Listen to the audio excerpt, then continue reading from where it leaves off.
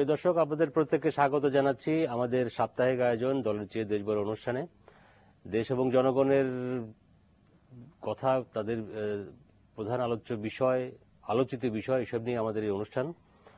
আর আপনারা এটাও জানেন যে এই মুহূর্তে দেশের সবচেয়ে আলোচিত বিষয় কোনটি।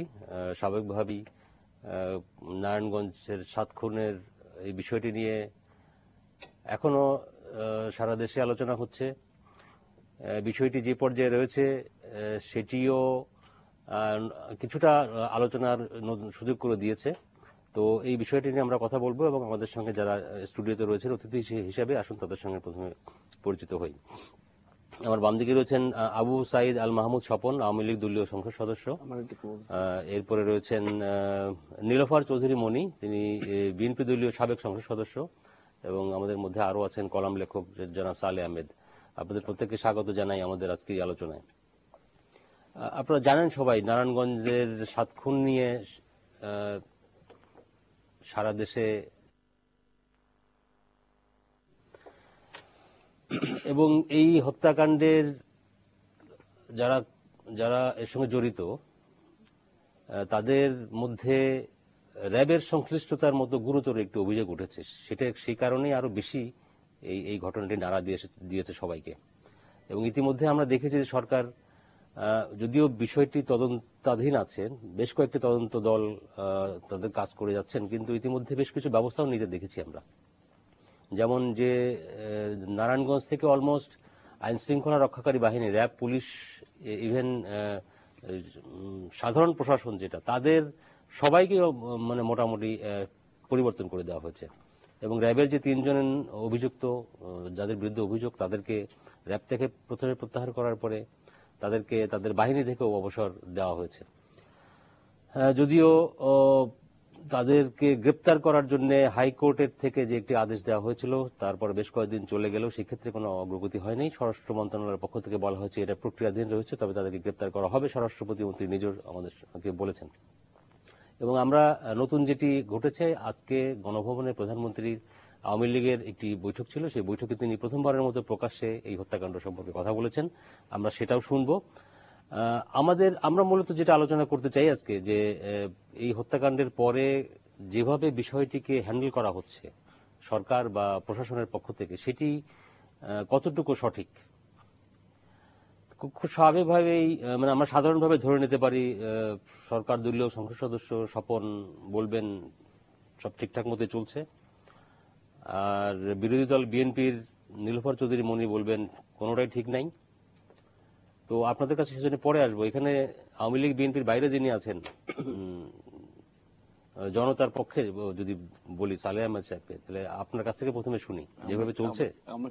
আপনারা না মানে আপনারা না, নিশ্চয়ই সবাই জনতার মানে দলীয় পরিচয়ের বাইরে যিনি রয়েছেন। ধন্যবাদ আপনাকে। অত্যন্ত গুরুতর, পুরো দেশকে নাড়া দেওয়ার মতো একটি ঘটনা আপনি সূত্রপাত করেছেন।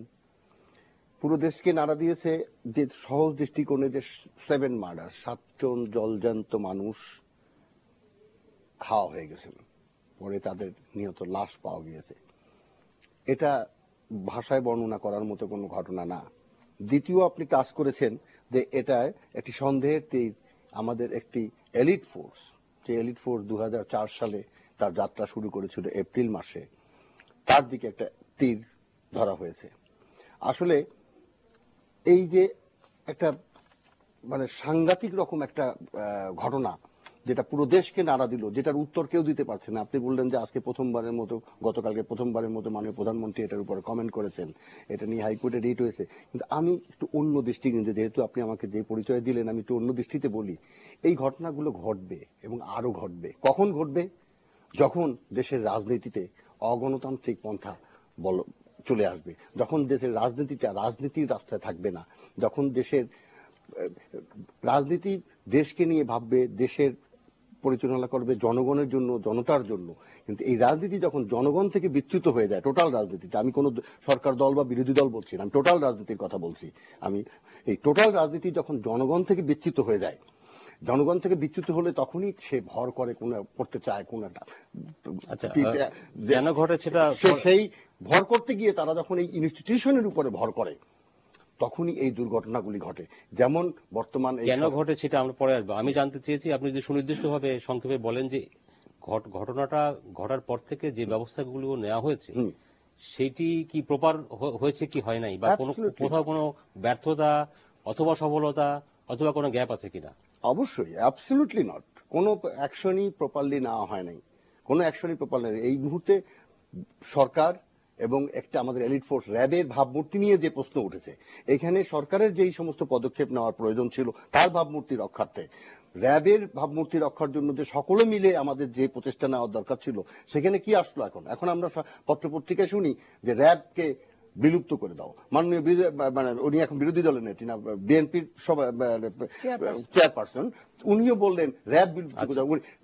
যখন আপনি রোগের জন্য মাথা কেটে ফেলতে চান, যদি তাই সত্যি হয় তাহলে রাজনীতিতে ওটা তো আবার গেল বিএনপির দিকে। আপনি বললেন মোটামুটি যেটা বুঝলাম যে যা করা হয়েছে সেটা প্রপার হয় নাই। কোন দলই তাদের কেন হয় না সেটা আপনার কাছে পরে আসবো। জি ধন্যবাদ। আমরা এবার নীলোফার চৌধুরী মনির কাছে আসি। আপনার দলের পক্ষ থেকে এবং আপনার দলের চেয়ারপারসন বেগম খালেদা জিয়া ইতিমধ্যেই অনেক খুব কড়া ভাষায় রিয়াকশন দিয়েছেন। তিনি বলেছেন যে র্যাব বিলুপ্ত করতে হবে, র্যাব এখন আর তাদের আর প্রয়োজন নাই, তারা যেভাবে কাজ করছে। ২ নম্বর হচ্ছে সরকার বা প্রধানমন্ত্রী দায় দায়িত্ব অস্বীকার করতে পারেন না, সুতরাং তারও পদত্যাগ চেয়েছেন তিনি। এটা তিনি বলেছেন, নারায়ণগঞ্জ গিয়েও বলেছেন। তো এখন সরকার যদি পদত্যাগ করে তাহলে এটার বিচার কি হবে এটা ১ নম্বর প্রশ্ন। আর র্যাব বিলুপ্তির বিষয়টা নিয়ে আমরা পরে আসবো। এই বিষয়টা নিয়ে আমি জানতে চাচ্ছি সরকারের কোথায়, আপনারা তো বলেছেন সরকার প্রপারলি হ্যান্ডেল করছে না, এটা আমি আর আপনাকে জিজ্ঞেস করছি না যে করছে কি করছে না, আপনারা বলেছেন করছে না। আপনি যদি শুধু দুটো পয়েন্ট একটা বলেন, প্রধান বড় দুটো পয়েন্ট, যে এই ক্ষেত্রে সরকার ব্যর্থ হয়েছে বা করা উচিত ছিল। ধন্যবাদ আপনাকে এবং যারা দেখছেন প্রত্যেককে আমার শুভেচ্ছা। এখানে আমি প্রথমে বলতে চাই যে গ্রুপ আপে লঘু শাস্তি। আমরা যদি দেখি যে সেনাবাহিনীর যদি বিচার হয়, সেনাবাহিনীর ভেতর থেকে কেউ যদি জনপ্রশাসনে এসে কোনো অকারেন্স হয়, সেখানে বিচার হয়, কিন্তু সেনাবাহিনীতে থাকা অবস্থায় তাদের আইনে বিচার হয়, মার্শালত বিচার হয়। যে ঘটনাটা ঘটেছে সেই ঘটনার বিচারটা কিন্তু হওয়া উচিত ছিল মার্শালতে। সেইখানে বিচার না হয়ে তড়িঘড়ি করে তাদের চাকরি চলে গেল। এইখানে কিন্তু সকল কিছুর একটা ক্লু আছে, এটা আপনিও জানেন। দ্বিতীয়ত আমি বলতে চাই কম কথায়, সেটা হলো যে রেড অ্যালার্ট গভর্নমেন্ট কখন জারি করে? একটা মানুষের উপর সম্পূর্ণরূপে তাকে নিয়ন্ত্রণে রাখার জন্য প্রতিটা বর্ডারে রেড অ্যালার্ট জারি করা হলো, এয়ারপোর্টে রেড অ্যালার্ট জারি করা হলো, কিন্তু আমরা দেখলাম যে আসামি চলে যাওয়ার পরে আমরা কিন্তু এর আগেও এটা দেখেছি একজন যুদ্ধাপরাধীর ব্যাপারে, যে তার বাড়ি ৩ দিন রেড অ্যালার্ট দেওয়ার পরেও উনি নাই, দেশের বাইরে চলে গিয়েছে। এখন গভর্নমেন্ট যদি সরিষার ভিতরেই যদি ভূত থাকে, সরিষার ভিতরে ভূত তাড়ানো কিন্তু কারো দ্বারাই সম্ভব না। তো গভর্নমেন্ট যদি এখানে রেড অ্যালার্ট জারি করে তাকে পার করে দিয়ে থাকেন। আমরা এও শুনেছি যে এয়ারপোর্টের মাধ্যমে বাই এয়ারে একজন হুমরা চুমরা বাংলাদেশে উনি নিজে গিয়ে এই নুরুকে পার করে দিয়ে এসছেন। এবং এখন আমরা যা জানছি গভর্নমেন্টের কাছে এবং গভর্নমেন্টের বাইরে র্যাবের যে চিফ, উনি বলেছেন নিজে যে কলকাতায় আছে। তো রেড অ্যালার্টের পরে কলকাতায় কিভাবে থাকে, এটা একটা জিনিস। এবং এইভাবে যে আজকে র্যাব যে কাহিনীটা করেছে, সেটা যে কত লোক এইভাবে মেরেছে, মানে ধর্মের কল বাতাসে নড়ে।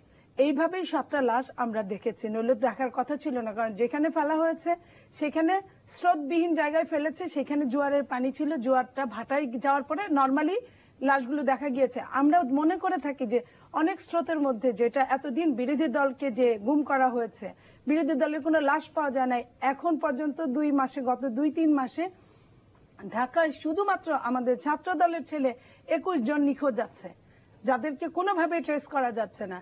তো এই যে বিরোধী দল শেষ করতে করতে একটা সময় তো এরকমই হয়। আজরাইলও শুনেছি, পড়েছি, একটা সময় সবার যান কবজ করার পরে নিজের যান নিজে কবজ। ধন্যবাদ। এখন আপনি বলতে যাচ্ছেন যে এখন নিজের দলের মধ্যে জিনিসটা চলে আসছে। হ্যাঁ, এটাই হবে। ৭৫-এ কিন্তু সেম ঘটনাগুলোই হয়েছে। এখন সেই ঘটনাগুলো বিরোধী দল এখন আর বিরোধী দলের জায়গায় থাকতে দেওয়া হয় না। আমরা পিছনে না যাই, আমরা বর্তমানে নিয়ে এত বেশি আলোচনার বিষয় যে আমাদের আর ৭৫ সালে যাওয়ার প্রয়োজন নাই। জনাব স্বপন, 2 বক্তাই এখানে বলেছেন যে প্রপার যা যা করা উচিত ছিল সরকারের তরফ থেকে অনেক ক্ষেত্রে সেটা হয়নি। বিশেষ করে নীলুফার চৌধুরী তো একটা গুরুতর অভিযোগই করলেন যে প্রশাসনের অথবা দলীয় ছত্রছায়ায় মদদে আসামিদের পার করে দেওয়া হয়েছে। যদিও আপনি কি শিওর যে প্রধান আসামি নূর হোসেন তিনি এখন দেশে নাই, তিনি দেশের বাইরে? বাংলাদেশের একজন প্রথম সারি সম্পাদক, মানে অফ দ্য রেকর্ড আমাকে বলেছে যে, এবং সে অবশ্যই আওয়ামী সাপোর্টার, কিন্তু যেহেতু সে সাংবাদিক, তার বিবেক সম্পন্ন মানুষ, উনি আমাকে বলেছেন যে এয়ারপোর্টে তাকে ক্রস করে দেওয়া হয়েছে, পার করে দেওয়া হয়েছে। এটা একটা ইনফরমেশন আপনি বললেন। আচ্ছা স্বপন, আমাকে কোনটা বলতে হবে? না, যে ব্যবস্থাগুলো নেওয়া হয়েছে সেটা প্রপার যথাযথ হয়নি বা যথেষ্ট নয় বলে আমাদের দুজন অতিথি এখানে বললেন। আর আরেকটি হচ্ছে যে প্রধান আসামিকে পার করে দেওয়ার মতো একটা অভিযোগ, সেটাও কিন্তু আলটিমেটলি। আচ্ছা, প্রথমত যে প্রধান আসামি নূর হোসেনের ব্যাপারে যে অভিযোগটা এসেছে এটা বায়বীয় অভিযোগ। সেটা হচ্ছে যে অবস্থাতে নূর হোসেনকে মিডিয়ায় খলনায়ক বানানো হয়েছে, তার পক্ষে এয়ারপোর্ট দিয়ে যাওয়া খুব একটা সহজ কোনো কাজ নয়। যদি কোনো সম্মানিত সম্পাদক, সরি, মানে যদি কোনো না বলেন মিডিয়ায় খলনায়ক বানিয়েছে, মানে যে উপস্থাপিত হয়েছে তাকে যেভাবে তাকে তো খলনায়ক হিসেবে উপস্থাপিত হওয়ার কথা। না, আমি তো সেটাকে অস্বীকার করছি না। আমি বললাম যে নায়ককে আমরা খলনায়ক বানালাম, সেটাই বলিনি। সে যে জায়গায় তার ইমেজ চলে গিয়েছে সেই জায়গায় তার পক্ষে এয়ারপোর্ট দিয়ে পার হওয়ার কোন স্কোপ আছে বলে আমি বিশ্বাস করি না। কারণ এয়ারপোর্টে অনেকগুলো এজেন্সি কাজ করে, একটা এজেন্সি না, অনেকগুলো এজেন্সি কাজ করে। যদি কোনো সম্পাদক মহোদয় তিনি যদি জেনে থাকেন যে কোনো হোমরা চোমরা ব্যক্তি বা বিশেষ ব্যক্তি তাকে পার করে দিয়েছে, আমি মনে করি তার নৈতিক দায়িত্ব এটি প্রকাশ করা, নীলুফার চৌধুরীকে না বলে এটি ওনাকে বলতে পারে, নির্ভয়ে প্রকাশ করা যে আমাদের মতো কোনো ব্যক্তি বা আমাদের চেয়ে পদস্থ বা আমাদের চেয়ে ক্ষমতাবান কোনো ব্যক্তি যদি এ ধরনের একজন জঘন্য অপরাধীকে পার করে দিয়ে থাকেন এয়ারপোর্ট দিয়ে, অবশ্যই এই ব্যক্তিকে ঘৃণা করা উচিত এবং তার বিরুদ্ধে এই তথ্যটি প্রকাশ করা উচিত, এটাই মনে করি। আমাদের সমস্যা হচ্ছে যে আমরা বাংলাদেশের মানুষ অনেক সময় প্রকৃত অ্যাকশনের চেয়ে নাটক দেখতে পছন্দ করি বেশি। এটা আমাদের চিরাচরিত অনেক অভ্যাস আছে এবং সেই অভ্যাস থেকেই আমরা মনে করছি যে সরকার রাইটলি অ্যাক্ট করছে না। ঘটনাটি ঘটবার সঙ্গে সঙ্গেই, যখন এই বিষয়টি ঘটেছে ঘটবার পরেই সরকার সেখান থেকে জেলা প্রশাসককে প্রত্যাহার করেছে, পুলিশ সুপারকে প্রত্যাহার করেছে, তাদের সেখানে নতুন প্রফেশনাল অফিসার দেওয়া হয়েছে। আপনারা জানেন যে বাংলাদেশ পুলিশে, বাংলাদেশ জনপ্রশাসনে আমরা অস্বীকার করবার জন্য সেখানেও অনেকটা পার্টিজান অনেক প্রবলেম আছে। এটা আমাদের উভয় দলেরই দোষ আছে, এখানে পার্টিজান প্রবলেম আছে। আমরা দুটি পোস্টে দুটি প্রফেশনাল অফিসার দিয়েছি। পুলিশের একদম এএসআই পর্যন্ত পুরো একদম টোটাল সেটআপ চেঞ্জ করা হয়েছে। প্রায় 90 জনকে বদল করা হয়েছে, প্রায় 80-90 জনকে বদলি করা হয়েছে। টোটাল সেটআপকে চেঞ্জ করা হয়েছে যাতে করে কেউ হয়তো অনেক দিন ধরে এই অপরাধীদের সঙ্গে পুলিশের, র্যাবের, প্রশাসনের অনেক ব্যক্তির হয়তো যোগাযোগ ছিল, সম্পর্ক ছিল, কোন জায়গা থেকে যেন মিনিমাম হেল্প না পায় অপরাধীরা, সে কারণে টোটাল সেটআপটাকে চেঞ্জ করা হয়েছে। এরপরে যখন ঘটনা ঘটবার সঙ্গে সঙ্গে যখন র্যাবের দিকে সন্দেহের তীর উঠেছে, সঙ্গে সঙ্গে র্যাব একজন অতিরিক্ত মহাপরিচালককে চিফ করে একটি তদন্ত কমিটি করেছে এবং র্যাবে অভ্যন্তরীণ তদন্ত কমিটি করার মধ্য দিয়ে র্যাবে অতীতেও শাস্তি হয়েছে, এরকম অহরহ ঘটনা আছে। একটি ঘটনা আপনারা সবাই জানেন, চট্টগ্রামের দরবার শরীফে লুট হয়েছিল। সেই লুটের ঘটনায় একজন পদস্থ কর্মকর্তা চাকরিচ্যুত হয়েছেন এবং তিনি মানে অভিযুক্ত হয়ে কারাগারে রয়েছেন।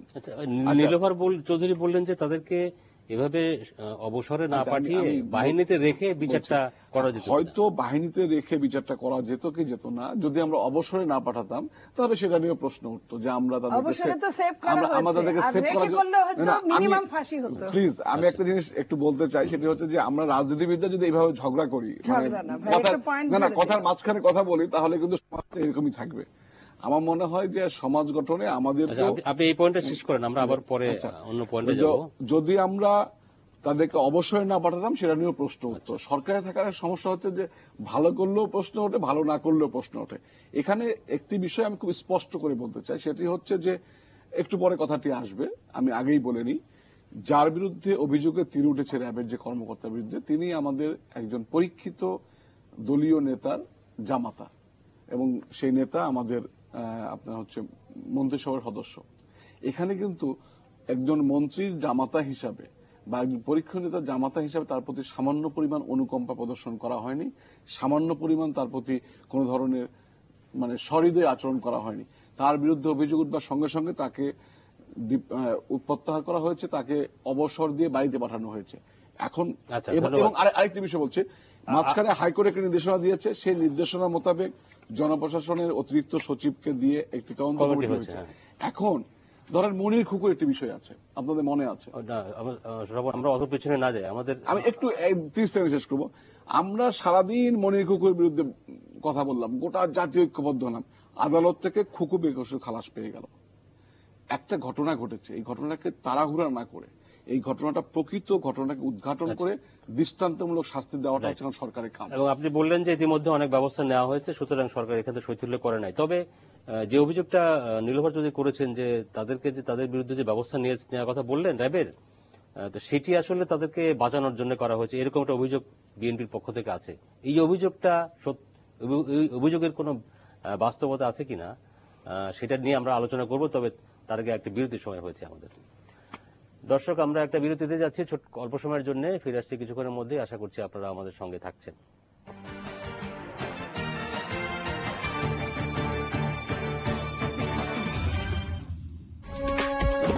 এখন দেখছেন দলের চেয়ে দেশ বড়। এফসি আইপিএল 2014, রাজস্থান রয়্যালস বনাম দিল্লি ডেয়ারডেভিলস। দেখুন আজ রাত 8:30 সরাসরি সম্প্রচার মাছরাঙা টেলিভিশনে। বাবু এখনো? হ্যাঁ, এই তো ডাক্তারের কাছ থেকেই আসলাম।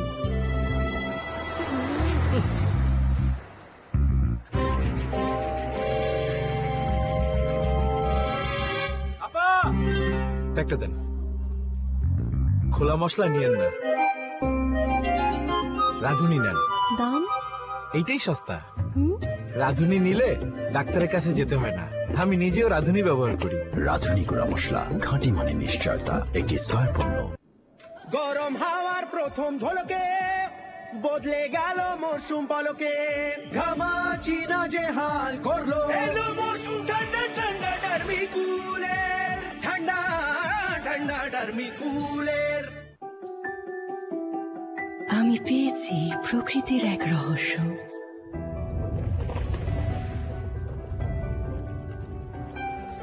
যা কোমলতার সাথে পূরণ করেছে রেশমি ত্বকের স্বপ্ন। ভিটের নতুন ন্যাচারালস রেঞ্জ প্রথমবার 100% ন্যাচারাল এক্সট্রাক্টস এর সাথে, যা দেয় সেই ভিটের মতো গ্লোয়িং আর স্মুথ স্কিন জেন্টলি। ভিট ন্যাচারালস, সৌন্দর্যের অনুভূতি।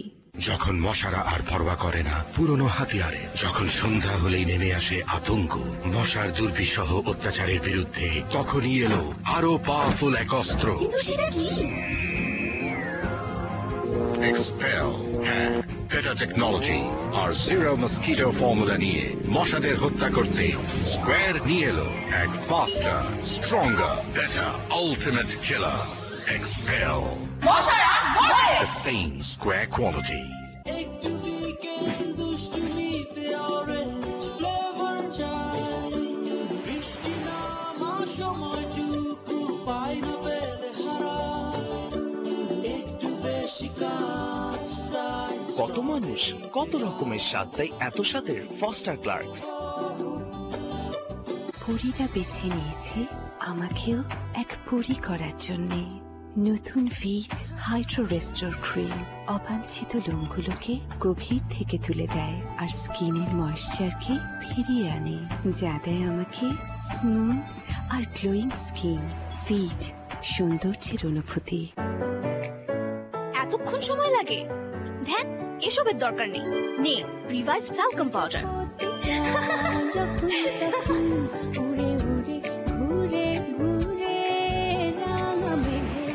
চল চল, উফ রোদ তো, রোদে কিচ্ছু হবে না। অ্যাক্টিভ সানব্লক আর ফ্লোরাল ফ্রেশনেস নিয়ে রিভাইভ ট্যালকাম পাউডার ত্বকের উজ্জ্বলতাকে সুরক্ষিত রাখতে একাই যথেষ্ট, তাই বেরিয়ে পড়ো নিশ্চিন্তে। The same square quality. একটু বিকেল দুষ্টুমিতে অরেঞ্জ ফ্লেভার চাই, বৃষ্টি নামা সময়টুকু পাই না পেলে হারাই, একটু বেশি কাজ তাই। কত মানুষ, কত রকমের স্বাদ, তাই এত স্বাদের ফস্টার ক্লার্কস। এখন দেখছেন দলের চেয়ে দেশ বড়।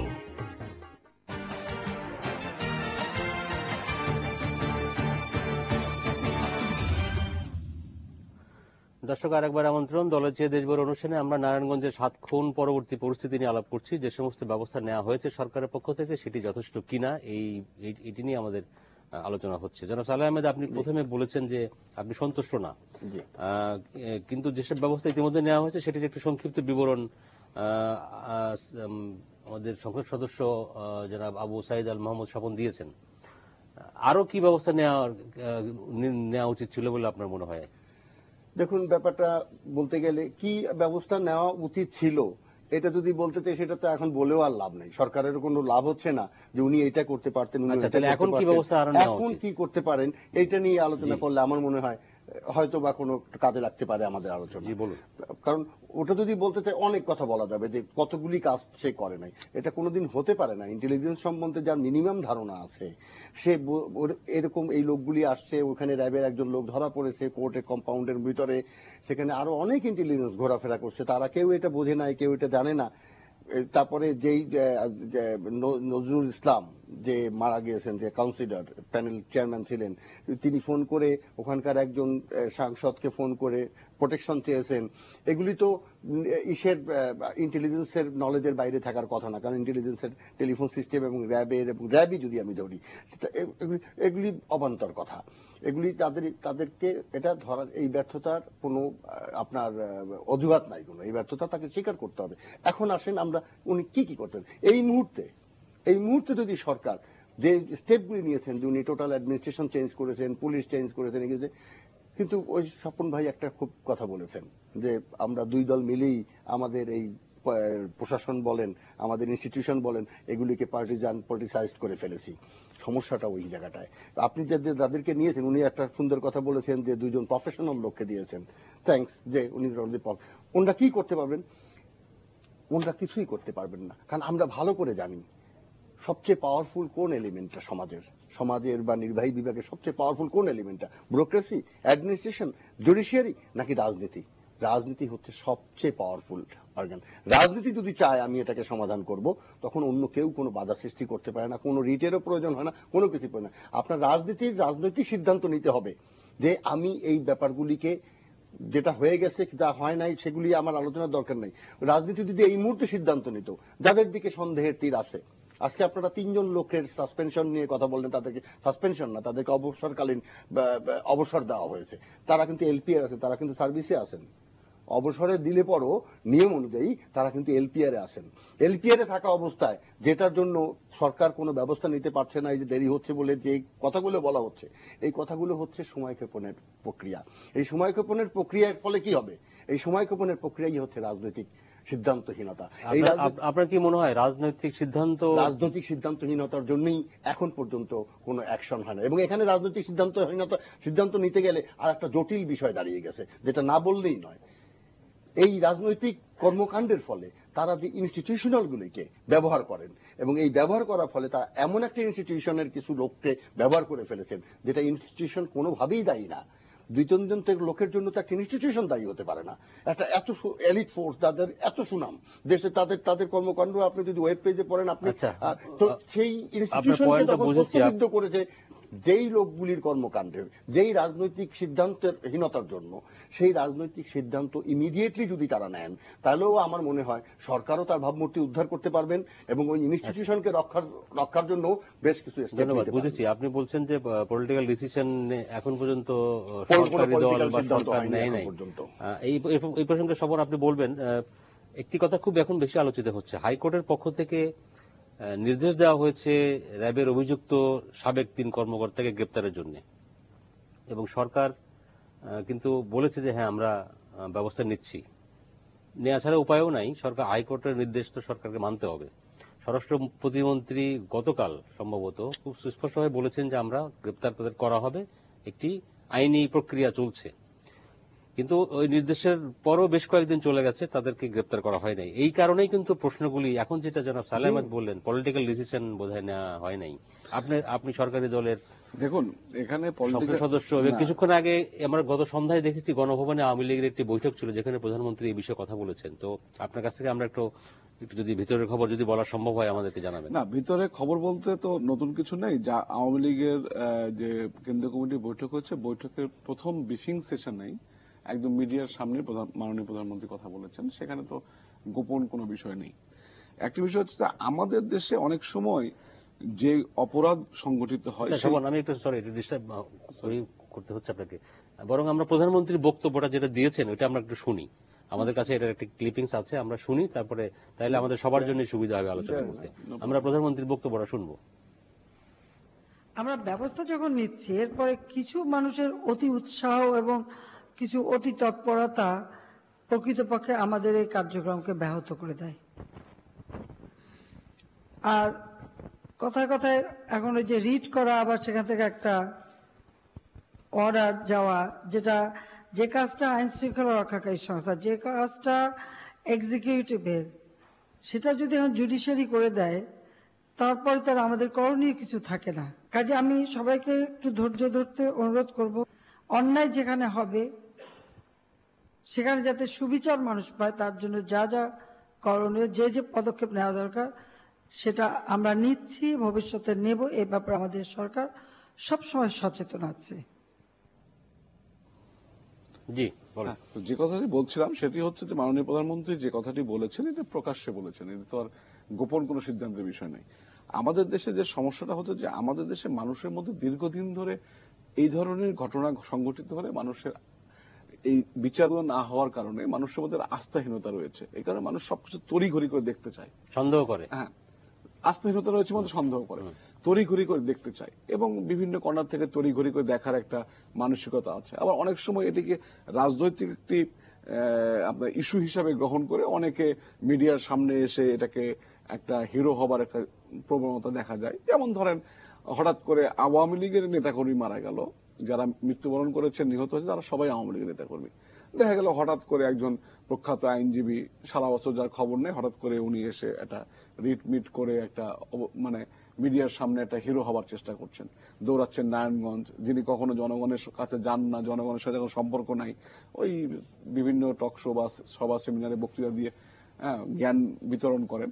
তিনি হঠাৎ করে একটা মাঝখান থেকে একটা রিট করে একটা বাহাবা নেওয়ার চেষ্টা করছেন। দেখুন, ঘটনাটি ঘটেছে, এটি একটি নির্মোহ তদন্ত হতে হবে, নিরপেক্ষ তদন্ত হতে হবে এবং সেটাও এই তদন্ত করবার জন্য হাইকোর্ট একটা গাইডলাইন দিয়েছে, আগে হাইকোর্ট একটা রায় দিয়েছে, সেই রায় মোতাবেক একটি তদন্ত কমিটি গঠিত হয়েছে। তারা ঠিক যেভাবে যাদেরকে পয়েন্ট আউট করেছে, যাদেরকে দিয়ে বা যে পর্যায়ে কর্মকর্তা দিয়ে তদন্ত কমিটি করা দরকার, যে সমস্ত মন্ত্রণালয় থেকে নিয়ে তদন্ত কমিটি করা দরকার, ঠিক তাদেরকে নিয়েই করা হয়েছে। করবার পরে এই তদন্ত কমিটি 15 মের মধ্যে তাদেরকে রিপোর্ট সম্মত দিতে বলা হয়েছে। এই তদন্ত কমিটি কাজ শুরু করেছে, কাজ করছে। তদন্তের অগ্রগতির রিপোর্ট তারা গতকাল জমা দিয়েছেন, তারা কাজ করছেন। এই অবস্থায় আবার আরেকটি রিট করে আরেকটি হিরো হবার চেষ্টা করে মূল ঘটনাকে, এই ধরনের ঘটনা ঘটলে মূল ঘটনা আড়াল হয়ে যায়। আমাদের দেশে অতীতে এরকম অনেক ঘটনা ঘটেছে, অনেক অঘটন ঘটেছে এবং এটি আমরা যেভাবে হ্যান্ডেল করেছি তাতে মূল ঘটনা আড়াল হয়ে গেছে, মূল আসামি আড়াল হয়ে গেছে, জজমিয়ার মতো অনেক ধরনের নাটক সৃষ্টি হয়েছে। আমি মনে করি আজকে যে জায়গাটা সৃষ্টি হয়েছে 7 জন মানুষের মৃত্যুর মধ্য দিয়ে, এটি একটি মর্মান্তিক ঘটনা এবং আমরা ভবিষ্যতে এই ধরনের মৃত্যু চাই না। যেহেতু আমরা সরকারে আছি, আমাদের দায়িত্ব জনগণের জানমালের নিরাপত্তা বিধান করা এবং একটা অঘটন ঘটেছে, আমার সরকারে থাকা অবস্থায় যে অঘটনটি ঘটেছে অবশ্যই আমরা দায় দায়িত্ব এড়াতে পারবো না। এখন আমাদের প্রধান কাজ হচ্ছে যে এই ঘটনার সঙ্গে জড়িত আমরা শুধু র্যাবের ওই 3 কর্মকর্তাকে সাসপেক্ট করছি না, আমরা মনে করছি এর পেছনে আরো কিছু মানুষ আছে, আরো কিছু স্বার্থ জড়িত আছে। প্রকৃত ঘটনাটা উঠে আসুক এবং খুব নির্মোহভাবে, খুব দৃঢ় চিত্তে আমরা সামনের দিকে এগোতে চাই এবং এই ঘটনাটি দৃষ্টান্তমূলক শাস্তি। এই মুহূর্তে সকল কিছুর কেন্দ্রবিন্দু এসে যেখানে দাঁড়িয়েছে সেটা কিন্তু, এটা আমার বক্তব্য না, এটা কিন্তু সবার দৃষ্টি ওইদিকেই, যে হাইকোর্ট যে নির্দেশ দিয়েছে ওই র্যাবের 3 জন অভিযুক্ত কর্মকর্তাকে তাদের গ্রেপ্তার করতে, সেই ক্ষেত্রে সেই আদেশ বাস্তবায়নের এখনো করা সম্ভব হচ্ছে না। এই যে দেরি হচ্ছে, ডিলে হচ্ছে, সেইটিকে আপনি কিভাবে দেখেন? না, হাইকোর্ট আপনার আদেশ দিয়েছে, হাইকোর্ট আদেশ দিয়েছে, তারপরে একদিন বন্ধ গিয়েছে। হাইকোর্টের আদেশ দিয়েছে এবং হাইকোর্ট এই কথাও বলেছে তাদের বিরুদ্ধে সুনির্দিষ্ট মামলা থাকতে 54 ধারায় গ্রেপ্তার করার জন্য বলেছে। হ্যাঁ, 54 ধারা হচ্ছে এমন একটি ধারা যে ধারায় গ্রেপ্তার করলে পরের দিন আদালতে নিয়ে গেলে 500 টাকা জরিমানা করেও বিচারক তাকে আপনার এক করতে পারে, কি বলে, জামিন দিতে পারে যদি বিচারক মনে করেন, অথবা বিচারক কোনো জরিমানা না করে 54 ধারা একটা আসামি জামিন দিতে পারেন। এরকম অহরহ ঘটনা আছে। এখন মনে করেন আমরা 54 ধারায় গ্রেফতার করলাম, গ্রেফতার করার পরে তাকে কোর্টে প্রডিউস করতেই হবে 24 ঘন্টার মধ্যে। হ্যাঁ, প্রডিউস করার পরে যদি সে জামিন পেয়ে যায়, তখন আবার হবে যে সরকার বিচার বিভাগের উপরে, নিম্ন আদালতের উপর প্রভাব বিস্তার করে মন্ত্রীর জামাতাকে জামিন পাইয়ে দিয়ে তাকে অপরাধীকে মানে মাফ করার চেষ্টা করে দিয়েছে। অতএব বিষয়টিকে ইমোশনালি না দেখে, বিষয়টিকে বাস্তবিক অর্থে দেখে এটিকে সুস্থভাবে কাজ করবার জন্য, সরকারকে সহযোগিতা করার জন্য আমি সকল মহলকে অনুরোধ করছি। আচ্ছা, ধন্যবাদ। নীলোফার চৌধুরী, আমি দুঃখিত আপনাকে এই পর্বে সুযোগ দিতে পারছি না। আপনি অবশ্যই দুই বক্তা যা বলেছেন আপনি সে সম্পর্কে বলবেন, আপনি একটু প্রস্তুতি নেন। আমি তো বিরোধী দলও পড়ি না, সরকারি দলও পড়ি না, অতএব আমি একটু কম পাবো, এটাই স্বাভাবিক। আপনি এরপরে বেশি পাবেন, এর পরের পর্বে। আপনি একটু কি বলবেন আপনার জন্য একটু রেডি, প্রস্তুতি নিতে থাকেন। আমরা একটা বিরতি নিয়েছি আরেকটি। দর্শক, আরেকটি বিরতি নিচ্ছি, সঙ্গে থাকুন।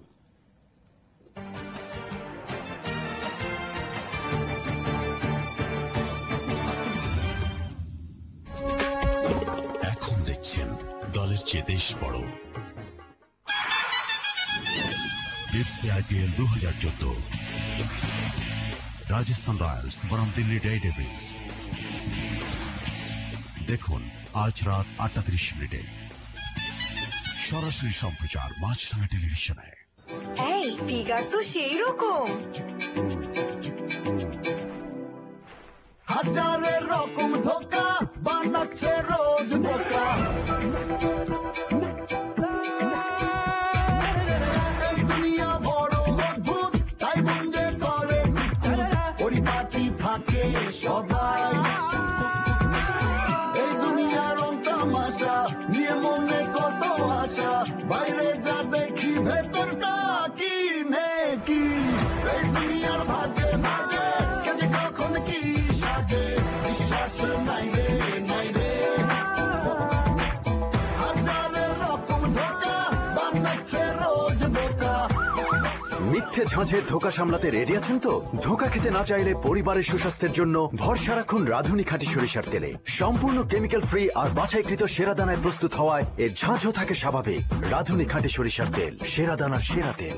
নতুন হারপিক 5X কমপ্লিট, যা করে রিন থেকে ইউবেন্ড পর্যন্ত 5 গুণ বেশি পরিষ্কার, ধ্বংস করে সব ধরনের জীবাণু আর টয়লেটকে করে সম্পূর্ণ পরিষ্কার। তাই নিন হারপিক চ্যালেঞ্জ। এখন প্রতিটি ফ্ল্যাশে নিন পরিষ্কার ও জীবাণুমুক্ত টয়লেট, একদম অটোমেটিক। এলো হারপিক ফ্ল্যাশমেটিক। হারপিক, আপনার টয়লেট এক্সপার্ট। বাবু এখনো? হ্যাঁ, এই তো ডাক্তারের কাছ থেকেই আসলাম।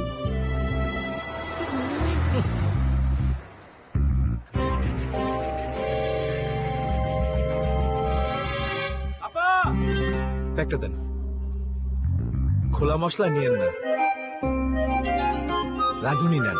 দাম এইটাই সস্তা। রাঁধুনি নিলে ডাক্তারের কাছে যেতে হয় না।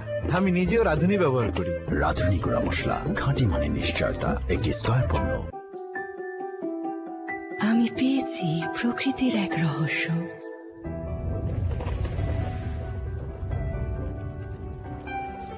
যা কোমলতার সাথে পূরণ করেছে রেশমি ত্বকের স্বপ্ন। ভিটের নতুন ন্যাচারালস রেঞ্জ প্রথমবার 100% ন্যাচারাল এক্সট্রাক্টস এর সাথে, যা দেয় সেই ভিটের মতো গ্লোয়িং আর স্মুথ স্কিন জেন্টলি।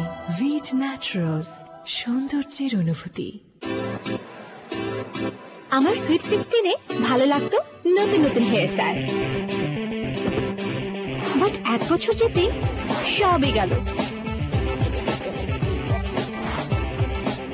চুলের বিউটি ফিরে পেতে শুরু হলো নানা কসমেটিক্স, ফুড হ্যাবিট, আরো কত এক্সপেরিমেন্ট, কিন্তু সবই ব্যর্থ।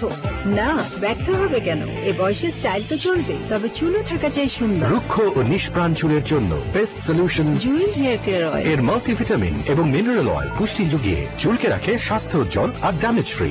জুই hair care oil. Style on, damage off. The same square quality.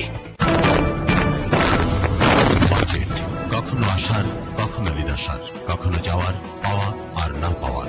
মিলে একটা ডিজাস্টার। হয়তো ধানের দাম বৃদ্ধি করে দিক, আর না হলে দ্রব্যমূল্যের দাম কমায়। বর্তমান অর্থনীতির এই প্রেক্ষাপটে MCCI ও মাছরাঙা টেলিভিশনের যৌথ আয়োজন বাজেট 2014-15 আমাদের প্রত্যাশা। সরাসরি দেখতে চোখ রাখুন মাছরাঙার পর্দায় 16 মে শুক্রবার সন্ধ্যা 7:30 এখন দেখছেন দলের চেয়ে দেশ বড়।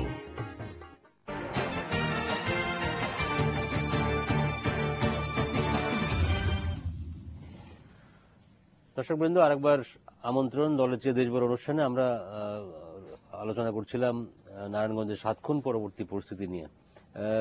বিরতির আগে নীলোফার চৌধুরী মনি আমাদের দুই বক্তা বলেছেন বেশ কিছু কথা, আপনি যদি সেই সম্পর্কে বলেন। বিশেষ করে আবু সাইদ আল মাহমুদ স্বপন যে যুক্তিগুলি দিলেন যে সরকার পক্ষে কিছু চাইলে অনেক কিছু মানে তড়িঘড়ি করে করা সম্ভব না। উনি বলেছেন নির্মোহ একটি তদন্ত দরকার, কারণ এখানে অনেক স্পর্শকাতর ব্যাপার। একটি র্যাবের মতো একটি বাহিনীর সদস্যরা এর মধ্যে জড়িত, এই ধরনের একটি অভিযোগ, গুরুতর অভিযোগ, সেটাকে খুব সহজভাবে নেওয়া যায় না। আমি কিন্তু এই জিনিসটাকে অনেকটা পিলখানার সাথে তুলনা করতে চাই। যেটা স্বপন ভাই বলেছেন যে 80-90 জনকে চেঞ্জ করে দেওয়া হয়েছে, ওখানেও কিন্তু এরকমই ঘটনা হয়েছিল। 2-3 দিন অবরুদ্ধ রেখে চেঞ্জ করে দেয়, সরিয়ে দিয়ে তারপরে বিচার করলে কিন্তু আপনার উইটনেস গুলো থাকে না ওইভাবে।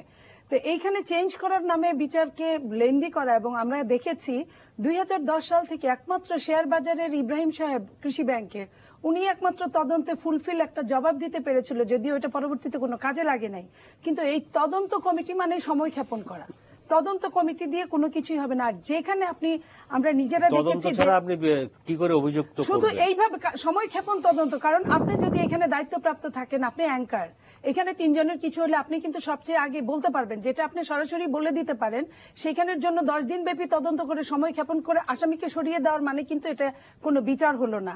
এখানে আমি যে কথাটা বলতে চাই সেটা হলো যে বাংলাদেশের আওয়ামী লীগের সবচেয়ে একজন হুমরা চুমরা ব্যক্তি কিন্তু এই নূর হোসেনকে চিঠি দিয়ে, এবং সেইখানে শামীম ওসমানের সিগনেচার, রিকমেন্ডেশন এবং সোনারগাঁয়ের এমপি রিকমেন্ডেশন সহ তাকে কিন্তু ভালো করে পুনর্বাসন করার জন্য চিঠি দিয়েছিলেন। তো আমরা সেইখান থেকে বলতে পারি যে এটা কিন্তু কোনো শর্টকাট কোনো ধারণা না, শর্টকাট কোনো ব্যাপারও না, এইটার সাথে অনেক কিছু জড়িত। এবং এই যে র্যাব 11-র যিনি চিফ, যার চাকরিটা চলে গেল, উনি কিন্তু তার আগে লক্ষ্মীপুরে অকারেন্স ঘটিয়েছে, সাতক্ষীরায় ঘটিয়েছে, নরসিংদীতে ঘটিয়েছে, কুমিল্লায় ঘটিয়েছে, কিন্তু সেইগুলোর জন্য কিন্তু তাকে রাষ্ট্রীয় পুরস্কার দেওয়া হয়েছে। সেইখানে যদি আইনের শাসনটা থাকতো, আজকে কিন্তু এই 300 ছেলে মেয়ে বিএনপির বা বিরোধী দলের নিখোঁজ হয়ে গেল, গুম হয়ে গেল, তখন যদি এটা হতো, এই র্যাবের চিফই কিন্তু হেলিকপ্টার ব্যবহার করে লক্ষ্মীপুর থেকে র্যাবকে নিয়ে আসছিল। সেই দিন যদি গণরোষ থেকে সে যদি এই কাজটা করতো, তখন যদি তার একটা বিচার হতো ছোটখাটো, এত বড় স্পর্ধাটা তার হতো না। আর কত স্পর্ধা কতটুকু থাকলে, আমরা দুটা ব্যাংকের নাম বলেছে নজরুল সাহেবের শ্বশুর, আমরা কিন্তু সেই ব্যাংকের অ্যাকাউন্টগুলোর বিবরণ এখন পর্যন্ত জানতে পারিনি, জনগণ জানতে পারে নাই। সো দ্যাট এই জায়গায় আমি মনে করি যে স্বপন ভাই যে কথাটা বললো যে মনির খুকুর একটা ব্যাপার নিয়ে আসছে উনি, আমি সেটা ধরে বলতে চাই, কাদের মোল্লা মারা গিয়েছে, তার ফাঁসি হয়েছে, জনগণের বিচার হয়েছে, কিন্তু এই কাদের মোল্লার কিন্তু প্রথমে একটা বিচার হয়েছিল যাবজ্জীবন, তারপরে আন্দোলনে কি হয়েছে, পরবর্তীতে তাকে ফাঁসি দেওয়া হয়েছে। এই সরকার যদি যাবজ্জীবনকে ঘুরিয়ে ফাঁসি দিতে পারে, তাহলে এই সরকার কেন এই 3 জনকে অ্যারেস্ট করতে পারে না? আমি আরেকটা এক্সাম্পল দিচ্ছি, অনেকটা যুক্তিবিদ্যার স্টাইলে, যে আকাশে বিদ্যুৎ চমকালো, রাজা মৃত্যুবরণ করলো, সুতরাং বিদ্যুৎ চমকানো রাজার মৃত্যুর কারণ। ওরকম যে পঞ্চদশ সংশোধনী মহামান্য আদালত রায় ঘোষণা করলো, রায়ের ফুলফিল আসার আগে কিন্তু সংসদে বিল পাস হয়ে গেল। আমি এটা 1 মিনিটে আধা মিনিটে শেষ করছি। বিল পাস হয়ে গেল রায় প্রকাশ হওয়ার আগে, সেই একই মহামান্য আদালতকে কি ভায়োলেট করা হচ্ছে না? এখানে আজ থেকে 4 দিন আগে 3 দিন আগে আদালত রায় দিয়েছে। আর যেই আইনজীবীর কথা ওনারা বললেন, বিবেক সারা দেয়, আমি স্বপন ভাইয়ের সাথে এইখানে একমত। এই আইনজীবীরা 300 লোক বিএনপির নিখোঁজ হয়ে গেল, গুম হয়ে গেল, ইলিয়াস আলী গুম হয়ে গেল, এই আইনজীবীরা কিন্তু ওইভাবে আমি পদক্ষেপ দেখিনি। আজকে তারা যেভাবে পদক্ষেপ, হতে পারে যে এক সময় তারা আওয়ামী লীগে ছিল, এই জন্য হয়তো কষ্ট হতে পারে, সেটার কারণে এটা হতে পারে। তাই আমি এখন বলতে চাই যে সরকারের থলের বেড়াল বের হওয়ার কারণেই হয়তো বা এয়ারপোর্ট ক্রস করে তাকে পার করে দেওয়া হয়েছে, সরকারের থলের বেড়াল বের হওয়ার কারণেই হয়তো বা এখনো জামাই আদরে রাখা হচ্ছে আসামিদেরকে, যারা মেন আসামি। তো সেই জায়গাগুলোর যদি আমরা প্রপার একটা আনসার পেতাম, তাহলে একটা দেশে আমরা 2 দিনের জন্য হোক রাজনীতি যতটুকু করেছি, আমরা কিন্তু নিজের বিবেকের কাছে স্বচ্ছতার একটা পরিচয় পেতাম এবং আইনের অনুশাসন ঠিক আছে এটা জানতে পারতাম। আপনি 1 মিনিটে একটি বিষয়ে জবাব দেবেন, সেই বিষয় নিয়ে আমি বাকি দুই অতিথির কাছে যাব। আপনারা যে র্যাবের বিলুপ্তি দাবি করছেন, র্যাবকে বিলুপ্ত করা হলে কি এই সমস্যার সমাধান হবে? এটা কি একটি কথা জনাব সালেহ আহমেদ বলেছেন যে মাথা ব্যথা হলে মাথা কেটে ফেলা শামিল বিষয়টা, আপনি আপনাদের এই দাবির পিছনে এটা আসলে 1 মিনিটের বলার মতো কথা না, তারপরেও আপনি বলেছেন। আমি সংক্ষেপে যেটা 1 মিনিটের যেটুকু বলতে পারি যে বাংলাদেশে আজকে তথাকথিত গণতন্ত্র আছে, মাঝখানে কিছুদিন গণতন্ত্র ছিল, তার আগে স্বৈরতন্ত্র ছিল, তার আগে অনেক কিছুর পরে কিন্তু একটা জিনিস আছে, মানে অনেকটাই পরীক্ষামূলক, এবং এনভায়রনমেন্ট, এমন এনভায়রনমেন্টের সঙ্গে অনেক কিছুই চেঞ্জ হয়। র্যাব কিন্তু একটা এনভায়রনমেন্টের ফসল। সেই সময়টা যখন জন্ম হয়েছিল তখন একটা এনভায়রনমেন্টের প্রয়োজন ছিল, একটা হান্নানকে, সন্ত্রাসীকে মেরে ফেলার জন্য বা কিছু এরকম 2-4 জনকে, সেটা প্রয়োজন ছিল। তখন পর্যন্ত কিন্তু তাদের সুনামটা ছিল মোটামুটি। আমি এখানে আপনার 1 মিনিটের জবাবটাই বলছি। 2008 সালে আওয়ামী লীগের সভানেত্রী একটি গুরুত্বপূর্ণ নির্বাচনী প্রতিশ্রুতি দিয়েছিলেন যে আইন বহির্ভূত হত্যাকাণ্ড বন্ধ করবেন তিনি। যারা এই জঘন্য অপরাধ করেছেন তাদেরও বিচারকের কাঠগড়ায় দাঁড় করাবেন, জিরো টলারেন্সে থাকবেন তিনি। তো ডিজিটাল বাংলাদেশের স্লোগানের আড়ালে যদি বাংলাদেশকে মুখে স্কচটেপ ইট বাঁধা হচ্ছে, ছোট করে ডুবিয়ে রাখা হয়, এটা যদি জিরো টলারেন্স হয় তাহলে তো আমি মনে করি র্যাব না থাকাই ভালো। আচ্ছা, ধন্যবাদ। জনাব সালেহ আহমেদ, আপনি বলবেন। ধন্যবাদ। র্যাবের বিষয়টা আমি মনে করি এটা এই কথাটার কোনো যুক্তি নেই, কোনো বেসিস নেই। যারা এই কথাটা বলেন তারা দানবাধিকারের কথা বলেন, তারা মানবাধিকারের কথা বলেন না। যারা মানবাধিকার করে চিৎকার করেন এবং কথা বলেন, তারা এই দানবদের রক্ষা করার জন্য যেই কথাগুলি বলেন যে র্যাব বিলুপ্ত করো, র্যাব যে দানবদের দমন করে র্যাব, সেই দানবদের রক্ষা করার জন্য তাদের কথাগুলো ফেভারে চলে যায়। র্যাবের যে কয়েকজনের এগেনস্টে এই অভিযোগের তীরটা উঠেছে, সেই কয়জনের জন্য একটা ইনস্টিটিউশন বারবার করে সেজন্য বলতেছি, সেই কয়জনকে যেই প্রিভিলেজগুলি দেওয়া হয়েছে, যে অ্যাডভান্টেজ, ওনার কথা কিছুটা সেটা আসছে যে উনি কি কি সুযোগ সুবিধা ভোগ করেছেন, উনি নাকি রিওয়ার্ডও পেয়েছেন, আমি জানি না সেটা কতদূর সত্যি। তো এই প্রশ্রয়গুলি যারা পেয়েছেন, এই প্রশ্রয় পাওয়ার ফলে স্বপন ভাইয়ের কথায় একটা পরিষ্কার হয়ে গেছে, হ্যাঁ আমরা দুই দলই আমরা এই প্রতিষ্ঠানগুলিকে, অ্যাডমিনিস্ট্রেশনগুলিকে পার্টিজান করেছি, পলিটিসাইজড করেছি। এটা আজকে ওপেন সিক্রেট, এটা নিয়ে আর ফার্দার কোনো আলোচনার প্রয়োজন না। এবং এই যে আমাদের যে বর্তমান অনগোয়িং রাজনৈতিক প্রসেস, যে ধারা, এই ধারায় আপনি এরকম কথাই শুনতে থাকবো, র্যাব বিলুপ্ত করো। র্যাব বিলুপ্ত করা তো আমার সমাধান না। আমার সমাধান হচ্ছে আপনি রাজনীতিকে শুদ্ধ করেন, আপনি আপনার চিন্তাধারাকে শুদ্ধ করেন, আপনার কর্মকাণ্ড শুদ্ধ করেন, আপনি ইনস্টিটিউশনগুলির উপর হাত দেওয়া অটোমেটিক্যালি সব শুদ্ধ হয়ে যাবে। তখন আর কাউকে বিলুপ্ত করার পর যদি বিলুপ্তই করতে হয়, তাহলে আমি রাজনীতিবিদদের, তাদের প্রতি আমার যথাযথ সম্মান রেখে বলি, আমরা তো বিভিন্ন সময় রাজনীতিবিদদের বিভিন্ন কৃতকর্ম দেখেছি, তাদের অ্যাসেট ইনফ্লেশন, তাদের সব কর্মকাণ্ড, তাদের গডফাদার নেই। আমরা কি একবারের জন্য শুনেছি যে রাজনীতিবিদদের তাহলে বিলুপ্ত করে দেই? আমরা কি আপনি যে কোনো প্রফেশনে যান, আমরা ডাক্তারদের মধ্যে প্রবলেম পাই, আমরা ইঞ্জিনিয়ারদের মধ্যে প্রবলেম পাই। আমরা কি কোনোদিন বলেছি ডাক্তার বিলুপ্ত করো, ইঞ্জিনিয়ার বিলুপ্ত করো, আইন বিলুপ্ত করো, রাজনীতিবিদ বিলুপ্ত করো? তাহলে আজকে কেন স্পেসিফিক ভাবে যেই প্রতিষ্ঠানটা বাংলাদেশের সুনাম, বাংলাদেশের এটা সৃষ্টি হয়েছে দুইটা কারণের জন্য, একটা হচ্ছে অ্যান্টি ক্রাইম এবং অ্যান্টি টেরোরিজম। এই যে টেরোরিজমের ঘাট থেকে আমরা পুরা আমাদের যে লিস্টের মধ্যে নাম ছিল, আমরা খুব ক্ষুদ্র জায়গায় চলে আসি। ধন্যবাদ জনাব সালেহ আহমেদ। ধন্যবাদ। আপনার মূল কথা বুঝেছি যে বিলুপ্তি ধারায় চলে যেতে থাকলে তাহলে সব অনেক কিছু বিলুপ্ত করতে হবে, তাদেরকেই বিলুপ্ত করে দেওয়া হবে। আচ্ছা জনাব স্বপন, আপনাদের দল থেকে ইতিমধ্যে বলা হয়েছে যে বিলুপ্ত করার প্রশ্নই ওঠে না। যাদের বিরুদ্ধে অভিযোগ উঠেছে তো সেটা প্রমাণিত হলে তাদের বিরুদ্ধে ব্যবস্থা নেওয়া হবে। কিন্তু এটা সত্য কিন্তু যে র্যাব কিন্তু একটি ইমেজ সংকটে পড়েছে এই বিশেষ করে এই ঘটনাটির পরে। এখন অনেক নতুন নতুন অভিযোগ যেগুলো আগে শোনা যায়নি, নতুন করে অনেক ঘটনার কথা শোনা যাচ্ছে। আপনাদের সরকার কিভাবে বিষয়টাকে সামাল দিতে চাইছে? এই কারণটা শুধু র্যাব না, সরকারের ইমেজেরও কিন্তু এখানে জড়িত। যদি এই বিষয়টা সঠিকভাবে আপনারা ট্যাকেল করতে না পারেন, এখানে সামাল দেওয়ার কোনো বিষয় নেই। বিষয়টা হচ্ছে যে বাস্তবতাকে ধারণ করা এবং দেশের কল্যাণে, জনগণের কল্যাণে সঠিক সিদ্ধান্ত গ্রহণ করা, পদক্ষেপ গ্রহণ করা, এটা হচ্ছে মূল বিষয়। আমি জনাব নিলুফার চৌধুরীর একটা বক্তব্যের প্রেক্ষিতে বলতে চাই যে কাদের মোল্লার ফাঁসিটা সরকার দেয়নি, কাদের মোল্লার ফাঁসির রায়টা দিয়েছে মহামান্য সুপ্রিম অ্যাপিলেট ডিভিশন। সো এটা সরকারের বিষয় না। আচ্ছা, যেটি বলছিলাম সেটি হচ্ছে যে র্যাব, উনি যেটা বলেছেন, ভাই যেটা বলেছেন যে মানবাধিকার আর দানবাধিকার, বিচার বহির্ভূত হত্যাকাণ্ডের বিরুদ্ধে আমরা সবাই সোচ্চার, আমরা সবাই চাই বিচার বহির্ভূত হত্যাকাণ্ড বন্ধ হোক যখন আমরা বিরোধী দলে থাকি। বা যখন আমরা অপোজিট চেয়ারে থাকি তখন আমরা সবাই চাই। তো যে মানুষটি বাজার করে বাড়িতে যাচ্ছে তাকে যখন ছিনতাইকারী গুলি করে হত্যা করে, এটা কি বিচার বহির্ভূত হত্যা না বিচারের আওতার মধ্যে হত্যা? যে মানুষটি অফিস সারা মাস চাকরি করে অফিস থেকে বেতন নিয়ে বাসায় যাচ্ছে তখন যখন তাকে খুন করা হয়, এটা কি বিচার বহির্ভূত হত্যা না বিচার সমৃদ্ধ হত্যা? যে মানুষটি সারাদিনের ক্লান্তি শেষে বাসে করে আপনার হচ্ছে নিজের গন্তব্যে পৌঁছাচ্ছে তখন তাকে পেট্রোল বোমা মেরে তাকে হত্যা করাটা কি বিচার বহির্ভূত হত্যা না বিচার সমৃদ্ধ হত্যা? এটি একটি বড় প্রশ্ন। আপনার আমার কাছে যারা আমরা দানবদের বন্ধু, তাদের কাছে হয়তো র্যাব বিলুপ্ত একটি বিষয় হয়ে দাঁড়িয়েছে, কিন্তু আমাদের যে বালিকাটি আজকে গার্মেন্টসে উৎপাদন করে, গার্মেন্টসে চাকরি করে, যে উৎপাদন কন্যা যাকে আমার স্যালুট করতে ইচ্ছা করে, সেই বালিকা যখন চাকরি শেষ করে রাত 11টায় বাসায় ফিরে তখন তার কাছে র্যাব একটি নির্ভরতা। যে মানুষটি বিভিন্ন জায়গায় খুব সামান্য বেতনে চাকরি করে বিন্দু বিন্দু টাকা উপার্জন করে একটা বাড়ি করছে, সন্ত্রাসীরা গিয়ে যখন চাঁদা চায় তখন তার কাছে র্যাব নির্ভরতা। কিন্তু 3জন 4জন 5জন 10জন ব্যক্তি একটা অপরাধ করে র্যাবকে নিয়ে কিছু একটা করারও সময় সে বলছে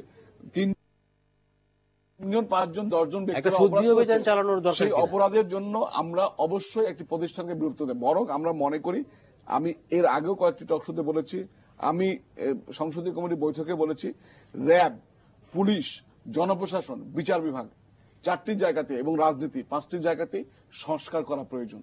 এবং সে সংস্কারটি হতে হবে জনগণের ইচ্ছা সমৃদ্ধ সংস্কার। কেউ আপনার হচ্ছে বাইরে থেকে এসে আমাদের সবক দিল বা আমাদেরকে উপদেশ দিল, সেই উপদেশ নয়। আমাদের একটা কথা মনে রাখতে হবে, বাংলাদেশ একটি অপার, আমি 30 সেকেন্ডে শেষ করবো, বাংলাদেশ একটি অপার সম্ভাবনার দেশ। যুগপত ভাবে বাংলাদেশ জঙ্গিবাদের জন্য একটি উর্বর রাষ্ট্র। আমরা যদি এখনো আছে, আমরা কোন দিকে যাব সেই সিদ্ধান্তটা কঠোরভাবে নিতে হবে। আমরা গত বছর আমাদের প্রবৃদ্ধি কমে এসেছে, এডিবি গতকালও বলেছে আগামী অর্থ বছরে যদি আমরা শান্তি শৃঙ্খলা বজায় রাখতে পারি তাহলে আমরা আবার 6.2% প্রবৃদ্ধি অর্জন করতে পারি। আমরা যদি মানুষের জীবন মানের উন্নয়ন করতে চাই, দেশকে এগিয়ে নিতে চাই, আমাদের আইন শৃঙ্খলা পরিস্থিতি ও মানুষের বেঁচে থাকার অধিকার নিশ্চিত করতে হবে। এই জন্য প্রয়োজনীয় সংস্কারগুলো আমাদেরকে নির্মোহভাবে এবং জাতীয় ঐক্যের ভিত্তিতে করতে হবে। আমি আশা করব সকল মহল, রাজনীতিবিদ, পেশাজীবী, সুশীল সমাজ, সাধারণ নাগরিক, ছাত্র, শিক্ষক সবাই সুপারিশ দেবেন, মুক্ত আলোচনা করবেন। আমাদের প্রতিষ্ঠানগুলোর সংস্কার প্রয়োজন এবং সেটি হওয়া অনেক ধন্যবাদ। অনেক ধন্যবাদ আপনাদের সবাইকে। আমাদের আসলে বিষয়টা অনেক বড়, কিন্তু সেটার জন্য যথেষ্ট সময় নেই হাতে, বাট আপনারা সবাই জানেন যে এই আলোচনা চলছে, সামনেও হয়তো হবে, নিশ্চয়ই হবে। তো আপনাদেরকে অনেক ধন্যবাদ এই বিষয়ে আজকে রাতে আমাদের সঙ্গে এত রাতে এই স্টুডিওতে এসে সময় দেওয়ার জন্য। আমার মনে হয় যে জনাব স্বপন যা বললেন শেষে, সেটি আসলে সবার কথা, যে সংস্কার দরকার। সেটা যেমন র্যাবের দরকার, যেমন পুলিশের দরকার। আমি খুব শুনে খুশি হলাম যে তিনি বলেছেন রাজনীতিতেও সংস্কার দরকার। এটি আসলে মানুষের মনের কথা। তো তিনি বলেছেন, সুতরাং আমি আর এই কথা না বাড়াই, আজকের অনুষ্ঠান এখানে শেষ করছি। এতক্ষণ যারা আমাদের সঙ্গে, তাদেরকে অনেক অনেক ধন্যবাদ, সবার জন্য শুভকামনা।